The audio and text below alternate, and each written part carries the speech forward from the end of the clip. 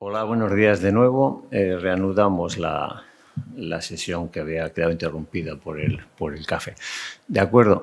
Tengo a mi izquierda a nuestro siguiente ponente, del que a continuación voy a dar una breve reseña. Se trata de Erik Jan Malta. Él es licenciado en Biología por la Universidad de Leiden, en Países Bajos, y asimismo es doctor en biología por la de Radboud University, bueno, en Países Bajos, lo estoy pronunciando mal. Actualmente es jefe del Departamento de Investigación Aplicada e Innovación del Centro Tecnológico de Acuicultura de Andalucía, CETACUA.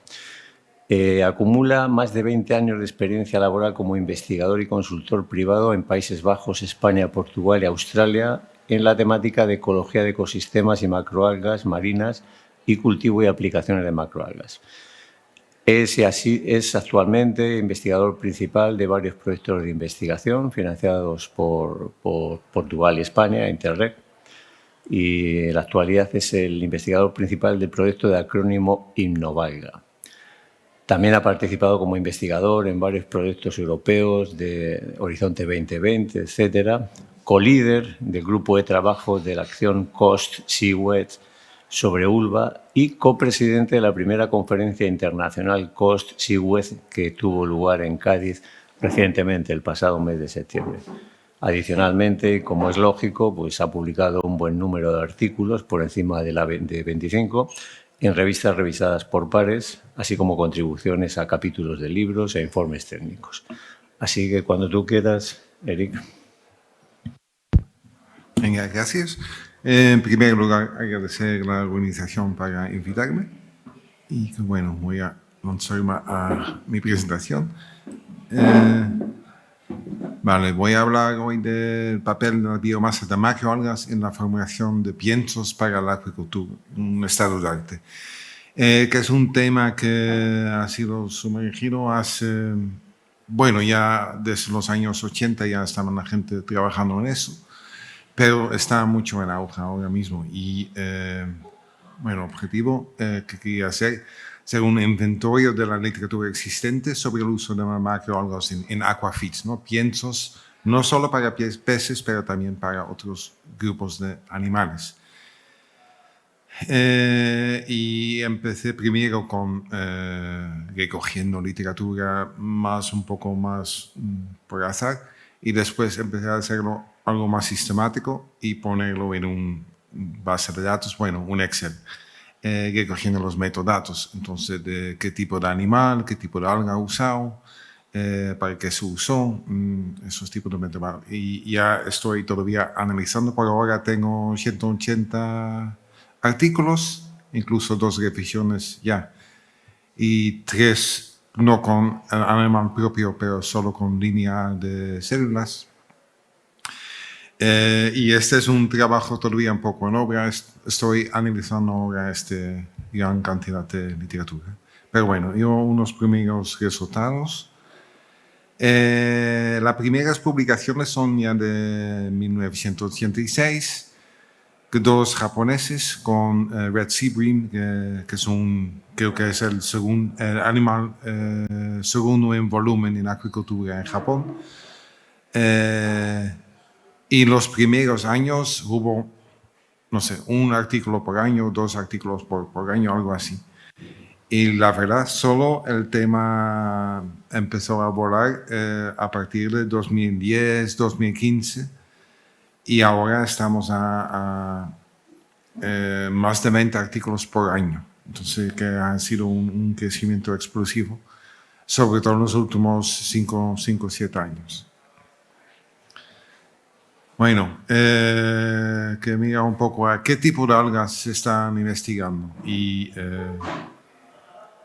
aunque mi base de datos está un poco biased en el tema de Ulva, pero sí, yo estoy convencido que tengo un gran parte de literatura en todas las algas. Pero la mayor cantidad de ensayos se ha hecho con Ulva, que es una alga verde, que tiene la ventaja que tiene una distribución cosmopolítica casi, solo falta en los Antártida y el Ártico. Es una alga que se puede cultivar bastante fácil, suele ser muy abundante, sobre todo en vertidos de cualquier tipo, de humanos, pero también de vertidos de piscifactorías. Entonces supongo que por eso, y también es muy versátil, tiene muchas propiedades beneficiosas, entonces por eso supongo que hay tanto trabajo en este alga. Luego a distancia también otras algas, una alga roja, Giacilaria. En el oriente sobre todo se han trabajado mucho con Sargassum, que no es tan abundante aquí en el oeste, pero sí en Asia. Y luego hay una serie, yo he recogido todos los géneros de algas con que se han trabajado. Muchos géneros de algas rojas, también bastante algas pardas y en algas verdes solo se han trabajado con 3 géneros hasta ahora, que destacan un poco. Es verdad que hay menos especies de algas verdes, pero la diferencia choca un poco. Bueno, si vamos a mirar a los animales con que se ha trabajado, la mayoría de los trabajos se han hecho con peces, más del 60%, pero también hay un buen puñado de publicaciones de uso de macroalgas en piensos para crustáceos y luego después también para Echinodermata y para moluscos. Luego entro más en detalle. Vamos mirar por grupo. La Echinodermata. Eso anteriormente, la verdad que no tenía en esta revisión porque yo estaba más enfocado en el uso de macroalgas como sustituto para piensos artificiales o como adición. Y sobre todo los erizos son animales que naturalmente que son vegetarianos, que comen macroalgas. Entonces, no es un sustituto, pero lo que pasa ahora en el cultivo de erizos, que se cultiva sobre todo en el Oriente, pero también en varios países europeos, se están alimentando con piensos artificiales porque tienen un mayor nivel de proteína, entonces con este artificial se crece más. Y ahora están volviendo a poner macroalgas, pero muy específicamente, para ver si se puede sustituir algunos, sobre todo harina de pescado, o otro tipo de proteínas que se han puesto en este pienso artificial. Bueno, sigue siendo un poco incómodo, un poco raro, porque un animal que crece con macroalgas, quitas las macroalgas, pones pienso artificial, y ahora vas a investigar si puede crecerlo con macroalgas, que desde luego se puede porque es su comida natural. Pero bueno, lo que se está mirando es mejora en desarrollo de gónados, que es lo de verdad que se come. Supervivencia, crecimiento, desarrollo, composición proximal, sobre todo de ácidos grasos. Aparte de erizo, también hay mucha investigación hecha en pepino de mar, sobre todo una especie asiática, Apostejopus japonicus. Es un detritívoro, entonces está usando macroalgas secas y pulverizados. Bueno, esto por los aquí. Vamos a los moluscos. Hay en realidad investigación en más o menos 3 grupos de especies. Turbos aromáticos, un periwinkle en inglés, que también un poco es una especie que es vegetariano, que también come macroalgas pequeñas, y también lo mismo que en los erizos, están dándole piensos artificiales y ahora están mirando otra vez para sustituir algunos ingredientes de esos piensos por macroalgas. Luego lo más importante es el abalona, las especies de Haliotis, que es el molusco más valioso del mundo, que tiene un precio muy bueno. Hay mucho consumo, sobre todo en Asia, otra vez. Hay producción prácticamente en todo el mundo, pero sobre todo mucho en Sudáfrica, también en Europa. No sé si a nivel de producción ya hay empresas, a nivel de investigación sí. Y otra especie que me sorprendió, que son las ostiones, es que con los abalones, lo mismo con los erizos. Abalones son vegetarianos, comen macroalgas por natura. Y lo han hecho lo mismo. Han cambiado piensos, antes solo se alimentaron con macroalgas, lo han cambiado por piensos artificiales y ahora están mirando otra vez si se puede sustituir ingredientes de esos piensos por macroalgas, que lógicamente va bien con este animal porque es su dieta natural.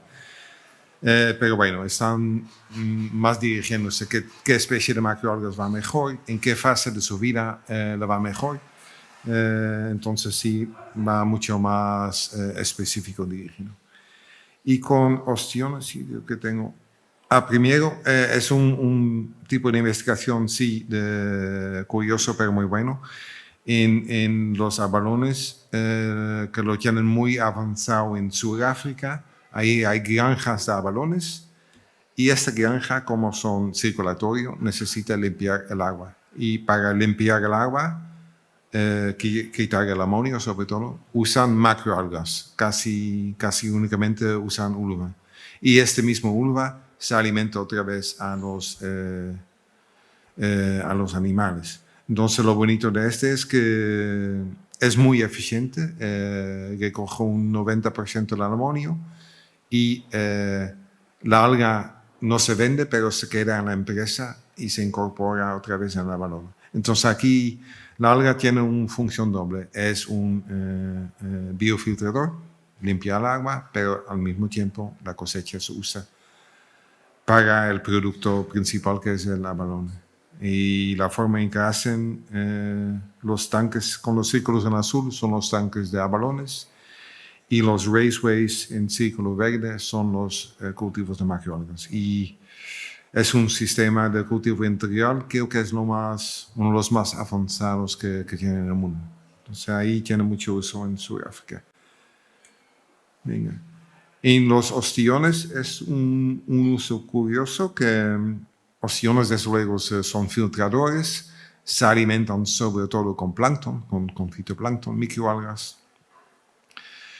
Pero han hecho unos ensayos porque el problema es que sobre todo se alimenta con microalgas vivas, que tienes que, si vas para ostiones juveniles, un hatchery, tienes que tener este cultivo de microalgas que tiene sus riesgos, ¿no? Hay colapsas, la producción puede variar, también es bastante caro y han estado mirando si se puede sustituir parte de las microalgas por macroalgas, sobre todo ulva, seca y triturada. Y parece que funciona bastante bien, y hasta inclusiones de 30 a 40%.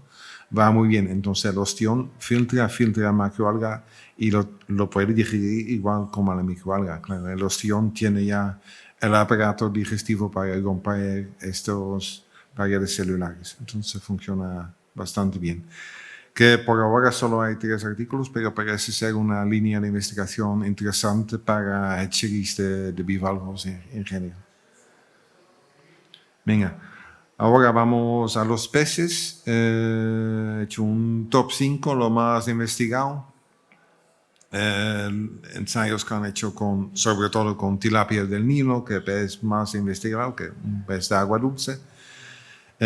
Bastante carnívoro, aunque también come, creo que también en su fase juvenil come también detritos y un poco más otras cosas, pero los adultos son carnívoros.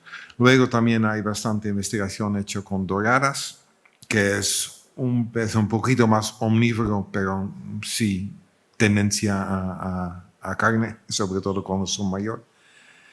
Luego trucha arcoíris, también pez de agua dulce, con lobina, un pez totalmente carnívoro porque yo qué sé, y en lenguao. Y lo que a mí me chocó que la especie más cultivada en Europa es el salmón y hay muy poca investigación hecha con salmón en este tema. Pero no es verdad, sí hay investigación hecha. Lo que pasa, los acuicultores de salmón lo hacen en su empresa, muchos. Yo creo que también es un una especie que da un poco más beneficios, son empresas más grandes, mientras las especies mediterráneas como lubina, dorada, lenguado senegalense, suelen ser empresas algo más pequeñas que no tienen su línea propia de I+D, y los de salmón sí. Y los de salmón hay mucha literatura gris, informes que se quedan en la empresa, que no se publican, pero sí se han hecho una investigación también el uso de macroalgas. Luego voy un poco más en detalle qué se han hecho exactamente. Y para terminar con los crustáceos, solo 3 especies, los más cultivados, el vanamey, langostino vanamey, langostino tigre y el Cameron café. El langostino vanamey es lo que más tendencia tiene de uso de macroalgas, también tanto en piensos, pero también directamente. Y ahí ponen la alga directamente con los animales y el animal come ad libitum. El Cameron café y el langostino tigre son más carnívoros, que no comen tanto algas. Sí lo puedes poner en el pienso, pero así directamente no comen tanto. Pero el vanamey parece que sí. Bueno, en general hay 3 tipos de usos que ya hemos visto ya en las ponencias anteriores. Como sustituto, que es un compuesto nutricional que da valor por tener proteína o carbohidrato. En general se usa en forma de harina, una inclusión mayor a 5%, y entonces eso cambia la formulación del pienso. Si pone a 5 o 10%, vas a poner menos soja o menos harina de pescado. Y tiene que balancear toda la formulación para que sea isonutricional, isoproteico. Bueno. Luego hay la forma de adición, que son pensando en compuesto funcional. Eso generalmente se trata de extractos, aunque no siempre bien definidos. Son inclusiones menores, menos de 2%, incluso muchas veces entre medio y 1%. Y eso en realidad no cambia la formulación de pienso, es una adición funcional. Y luego una mezcla que solo se ha visto con crustáceos, se echa algas frescas, pero también se pone como sustituto de adición en piensos artificiales. Y las imágenes aquí se ve la ulva en sí, harina de ulva, y a la derecha un extracto que es ulvano, un polisacario de ulvano. Bueno, las principales respuestas estudiadas en peces y crustáceos se han mirado sobre todo para sustitutos a factores de rendimiento como crecimiento, la conversión alimenticia, índices biométricos, composición proximal de carne, que es muy importante, nivel de proteínas, composición más específica, perfiles de grasas, aminoácidos, minerales también, digestibilidad, desde luego, efectos sobre salud, supervivencia, capacidad inmunomoduladora. Eso es algo, bueno, ya hemos visto ya en las 2 ponencias anteriores. Sobre todo en los últimos años ha sido más en focus. Análisis del intestino hemos visto con la ponencia anterior. Calidad de carne para consumidores, la verdad que eso no hay muchos estudios, aunque en realidad es una de las cosas más importantes. No cultivamos los peces por cultivarlos, lo cultivamos para comerlos. Entonces es muy importante la calidad de esta carne, el color, la textura, propiedades organolépticas, pero también perfil aminoácidos. Y hay mucho margen todavía para investigación de dietas terminar, dietas del último mes, últimos 2 meses, para ver si se puede cambiar, y se puede cambiar este perfil aminoácidos, por ejemplo, o perfil ácidos grasos. Y eso hay muy poca investigación hecha hasta la fecha. La mayoría se fija en la fase de engorde. Luego con algunos, sobre todo con crustáceos, también exoreguerimiento reproductivo. Y calidad de agua también, sobre todo con crustáceos que hemos visto anteriormente con la balona, con crustáceos también cada vez más, o en sistema IMTA, o incluso en el mismo agua que con los animales, el mismo tanque, echan las algas, gas bioremediación, incorporan amonio, entonces siguen creciendo en este medio, pero también sirve como alimento.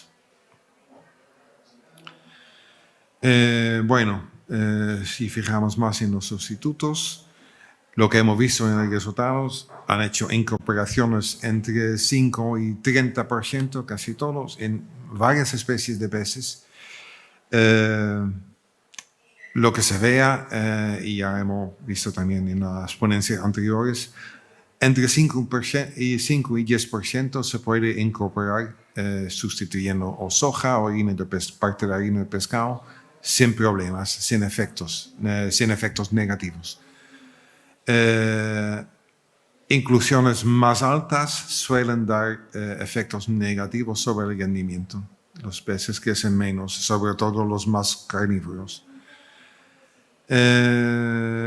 Sí se han visto algunos efectos secundarios, aparte de crecimiento, sobre todo beneficiosos. La histología intestinal suele mejorar y también aumento de indicadores del sistema inmunitario innato, eso sí. Y unos ejemplos de investigación propia que hemos hecho en el proyecto SIMBA.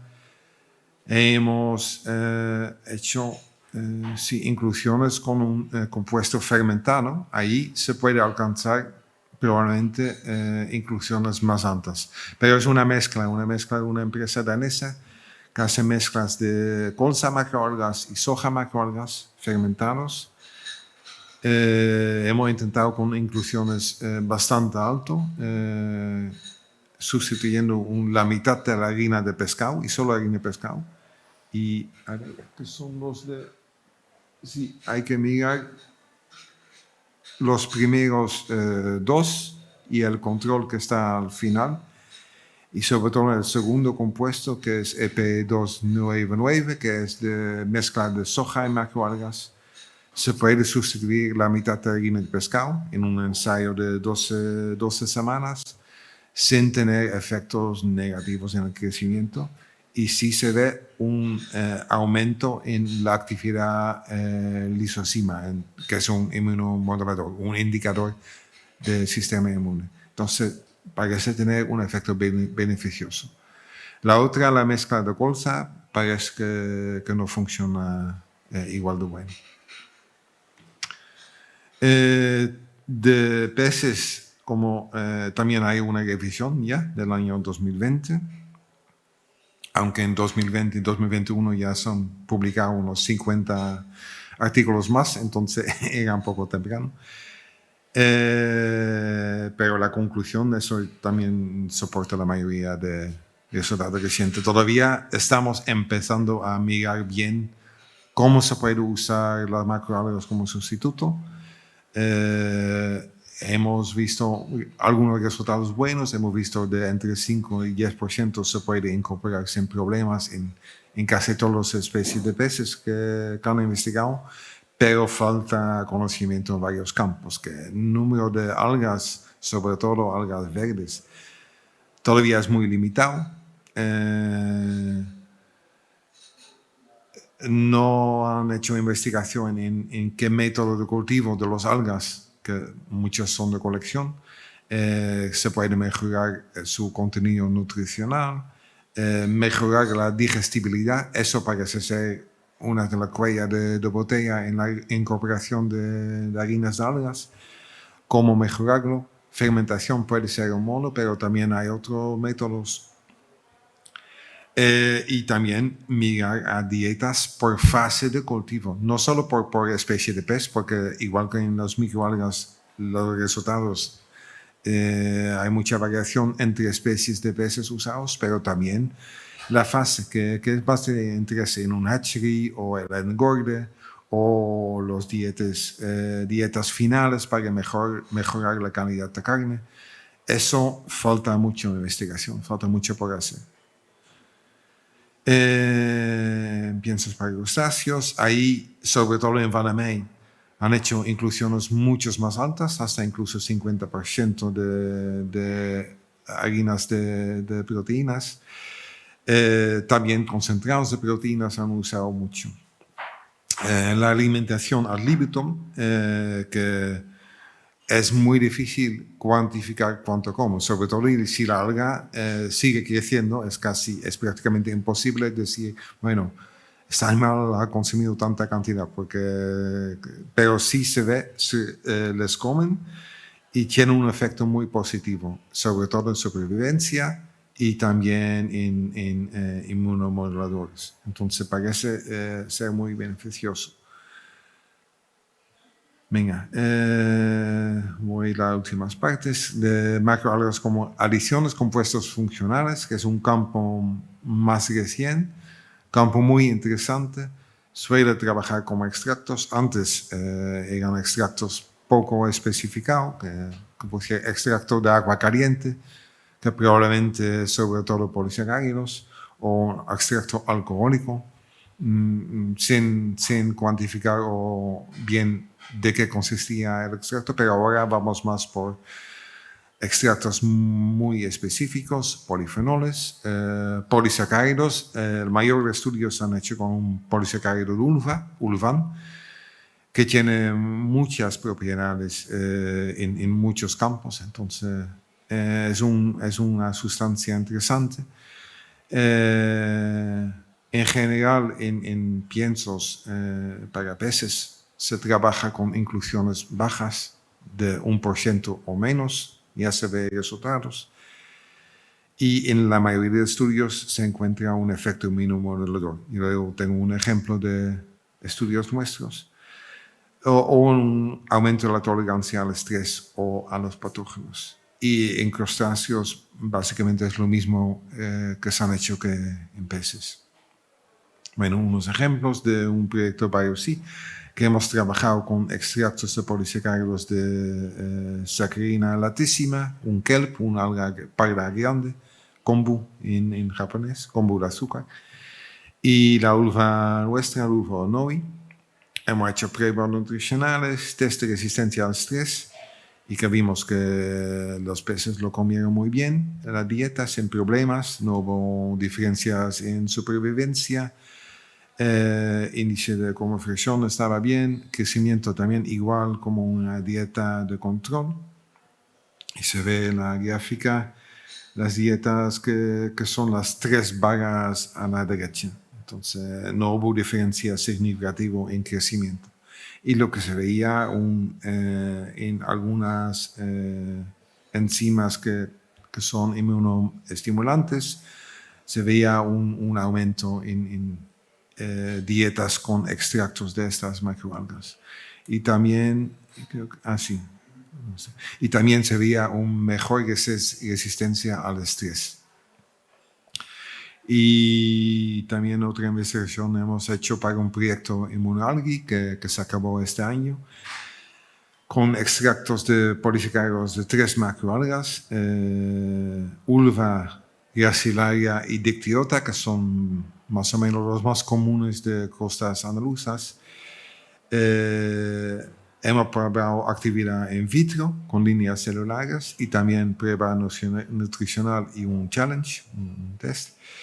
En actividad in vitro, que se ve aquí, en una línea celular, el desarrollo de oxígeno, que es un indicador de efecto inmunoestimulante con diferentes concentraciones de extractos de algas, que en realidad lo que fue un poco menor fue la gracilaria, extractos de ulva, el ulvano, salió bastante bien, incluso mejor un poco el extracto de Dictyota, pero tenía la desventaja de que se puede confundir mucho esta especie de alga con una nueva especie inversa que tenemos ahora en la costa. Entonces tuvimos que descartar su uso por ahora.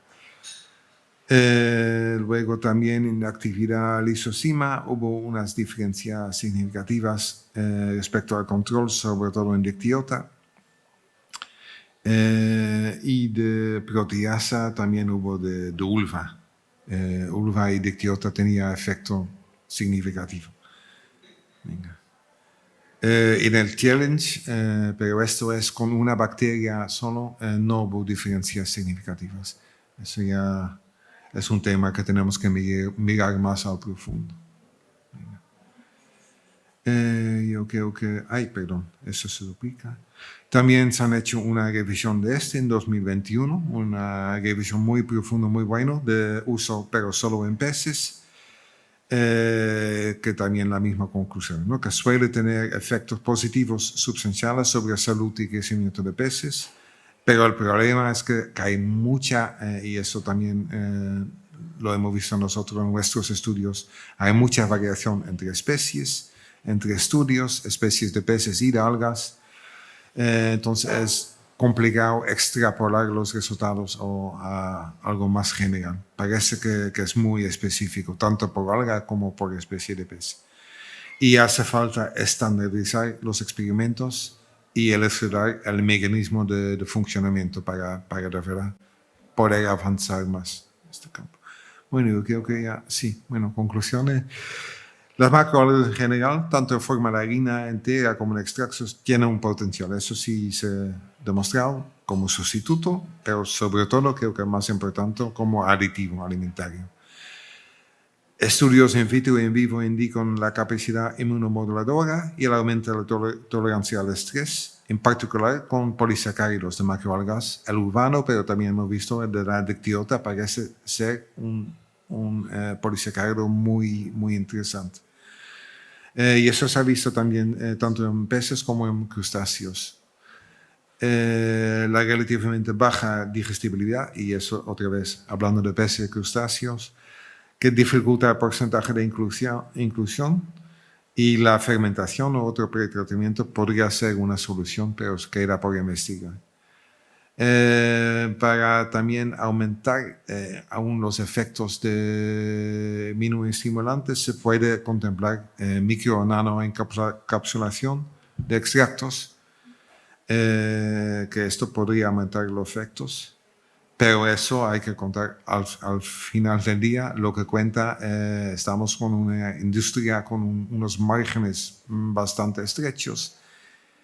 Un agricultor solo lo va a poner si tú puedes demostrar que merece la pena, que merece el precio más alto que van a tener estos piensos. Entonces, bueno, con eso me quedo.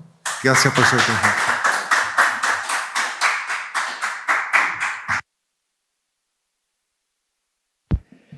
Muchas gracias, Henry. Una presentación, como todas, magnífica. Siguiendo la pauta establecida, se admiten una o dos preguntas por parte de los presentes, si así lo deseáis. Si hay alguno que se anime. ¿No? Queda para el debate. Vale, bueno, pues entonces, Henry, nada. Esto, Henry, Eric, muchísimas gracias. Pasamos ahora a nuestro siguiente ponente.